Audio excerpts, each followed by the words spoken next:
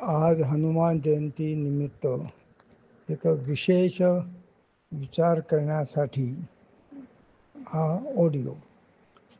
संत तुलसीदासांनी त्यांच्या संकटमोचक स्तोत्रामध्ये एक ओवी, ज्याला हिंदीमध्ये चोपाई म्हणतात, ते लिहिली आहे. चोपाई अशी आहे: बाल रवी जब भक्षलियो, तीन लोक भयो अंधियारो. अनेक भक्त श्रद्धेने हे स्तोत्र म्हणत असतात आणि आम्ही आमच्या नेहमीच्या सवयीप्रमाणे कुठल्याही गोष्टीचा सखोल अर्थ समजून घेण्याचा कधी प्रयत्न करतच नाही. आकाशातला सूर्य पाहून हनुमंताने उडी घेतली, त्याला गिळायचा प्रयत्न केला. ही कथा जशी आहे तशी स्वीकारायला हरकत नाही. पण यात संत तुलसीदास जो एक शब्द वापरतात, तीन लोक भयो अंधियारो. तीन लोक म्हणजे स्वर्ग, मृत्यू, पाताळ. कधी विचार केला आहे की हा आपला जो सूर्य आकाशात दिसतो, तो सूर्य स्वर्गात देखील प्रकाश देतो का? याच्या सूर्याचा प्रकाश पाताळात देखील जातो का? तर नाही. हा सूर्य फक्त पृथ्वी लोकापुरताच मर्यादित आहे. आणि मग हनुमंताने जर या सूर्याला गिळायचा प्रयत्न केला तर फार फार तर पृथ्वीवर अंधकार होईल, तिन्ही लोकात अंधकार होणार नाही. आणि संत वचन कधी खोटं नसतं. तरी संत म्हणतात, तीन लोक भयो अंधियारो. स्वर्ग, मृत्यू, पाताळ, तिन्हीकडे अंधार पसरला. अंधार पसरला म्हणजे नेमकं काय? जसं अंधारामध्ये काही दिसत नाही, असलेल्या वस्तू अदृश्य स्वरूपात होऊन जातात, अंधारात त्यांचं अस्तित्व जाणवत नाही. तसं ज्ञानाचा प्रकाश झाला तर हे तिन्ही लोक अंधकारमय वाटू लागतात, म्हणजे त्यांचं अस्तित्व जाणवत नाही, स्वीकार्य होत नाही. ते त्यांचं अस्तित्व जवळजवळ नाहीसं झालेल्यासारखं होऊन बसतं, कारण ज्ञानाचा प्रकाश. इथं शब्द वापरला आहे संत तुलसीदासांनी, बालरवी. बालरवी कसा असतो? सुवर्णमय आभायुक्त लाल, एकदम रक्तासारखा लाल नाही आणि एकदम पिवळा पण नाही, सुवर्ण आभायुक्त लालसर असतो. हे जे वर्णन आहे, हे जसं आपल्याकडे एक म्हणतात नेहमी, पिंडी ते ब्रह्मांडी, ब्रह्मांडी ते पिंडी, ब्रह्मांडात आहे त्या पिंडात, पिंडात आहे त्या ब्रह्मांडात. मग पिंडामध्ये आपल्या शरीरात मग हा बालरवी कुठं आहे? तर योगशास्त्रात ज्या चक्रांचा उल्लेख आहे त्यातलं सगळ्यात महत्त्वाचं शेवटचं चक्र म्हणजे सहस्राधार. कोणी सहस्रकमल म्हणतं, कोणी सहस्रदल म्हणतं, कोणी सहस्राकार म्हणतं. जे डोक्याच्या शिराच्या सगळ्यात वरच्या भागात, जिथं टाळूमध्ये बाया लहान मुलांच्या टाळूमध्ये लोणी भरतात, तो जो भाग आहे तो. हा सहस्राधार चक्राचा रंग बरोबर बाळरवीसारखा आहे.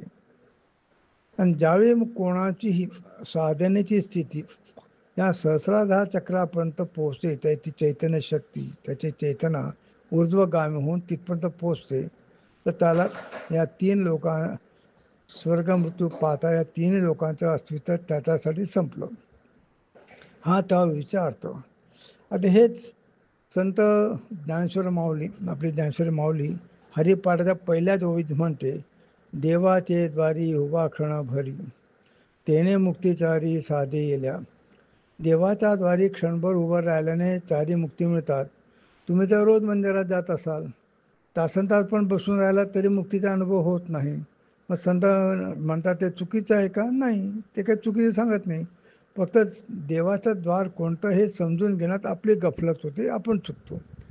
जी मंदिरं तुम्ही ज्या मंदिरात दर्शनाला जातात, ती मंदिरं तुम्ही निर्माण केलेली आहेत, म्हणून त्या मंदिराचा दर्जा तुम्ही निर्माण केलेला आहे. ते देवाचं द्वार नव्हे. देवाचं द्वार ते जे त्यांनी निर्माण केलेलं आहे. म्हणजे हे जे सहस्रार आहे, हे देवाच्या द्वारीतलं द्वार. तिथं क्षणभर तुमची चेतना क्षणभरासाठी जरी पोहोचली तरी चारी मुक्ती सहज मिळतील.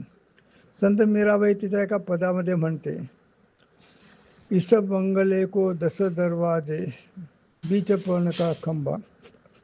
भगवान कृष्णाने गीतेमध्ये अर्जुनाला सांगताना त्यांना हे कळत होतं, मी अर्जुनाला जे सांगतो ते संजय धृतराष्ट्राला सांगतो आहे, म्हणून त्याने काही रस अगदी मोगम भाषेत सांगितली. म्हणून कृष्णाने गीतेमध्ये नवद्वारे पुरे घेही म्हटलंय. 9 दरवाजे आहेत त्या शरीराला. जीवात्मा 9 दरवाज्यातून बाहेर पडतो आणि म्हणून तो पुन्हा पुन्हा जन्म घेत राहतो. पण मीराबाई 10वा दरवाजा म्हणते, इस बंगले को 10 दरवाजे बीच पवन का खंबा. म्हणजे 10वा दरवाजा कोणता? तर पुन्हा हे सहस्त्रदाल चक्र, ज्याला मीराबाई 10वा दरवाजा म्हणतोय. तिथं तुमची चेतना ऊर्ध्वगमन पोचली. आता इथं नीट लक्षात घ्या, कुंडलिनी शक्ती जी आहे ती जड चेतनाचं मिश्रण आहे. ती शुद्ध चैतन्य नाही आणि ती शुद्ध प्रकृती, त्रिगुणात प्रकृतीची जडता पण नाही. ती ऊर्ध्वगामी होऊन ज्यावेळी शिवबिंदूला मिळते, मग शिवशक्तीचे मिलन होतं. कबीराच्या भाषेत स्वरती, दोघांचे रती, शिव आणि शक्तीचं मिलन. त्या मिलनानंतर कुंडलिनी शक्तीची जी प्रकृती निर्मित हिस्सा आहे, अंश आहे, तो तिथंच राहतो. आणि शुद्ध चैतन्य आहे, ते शुद्ध चैतन्य शिवबिंदूचा ओलांडून पुढे जातो. साधनेची सगळ्यात कठीण पायरी किंवा सगळ्यात शेवटली जी स्थिती आहे ती हीच आहे की शिवबिंदूचा भंग करून, शिवबिंदूला तोडून चेतना सहस्त्रदालपर्यंत सहसा जाऊ शकत नाही. कारण शिवबिंदू तोडणं एवढं सोपं काम नाही. साधनेचा सगळ्यात कठीण भाग तोच आहे. हा जर शिवबिंदू तुटला असता 2 लोकांचा, तर जे आज हिंदू धर्मामध्ये एक पंथ आहे तो आणि दुसरा एक जो धर्म आहे जो, हे दोन्ही उत्पन्नच झाले नसते. त्या दोघांनाही तो शिवबिंदू तोडता आला नाही, तिथेच अडकले. म्हणून एक पंथ निर्माण झाला वेगळा आणि एक धर्म वेगळा निर्माण झाला. शिवबिंदू तोडणं अतिशय कठीण काम. गुरुकृपा, ईश्वर कृपा वाचून ते शक्य नाही. पण ज्यावेळी चैतन्य शक्तीतला त्रिगुणात्मक जो भाग आहे, प्रकृतीचा जो जड अंश आहे, तो तिथंच थांबतो, अडकतो. आणि शुद्ध चैतन्य शिवबिंदूला ओलांडून जेव्हा सहस्रादालपर्यंत पोहोचेल, तो क्षण जो आहे तो बाळरवी जब भक्ष लिओ 3 लोक भय अंधियारो. हा त्या चोपायचं हे मर्म आहे, हा त्याचं रहस्य आहे.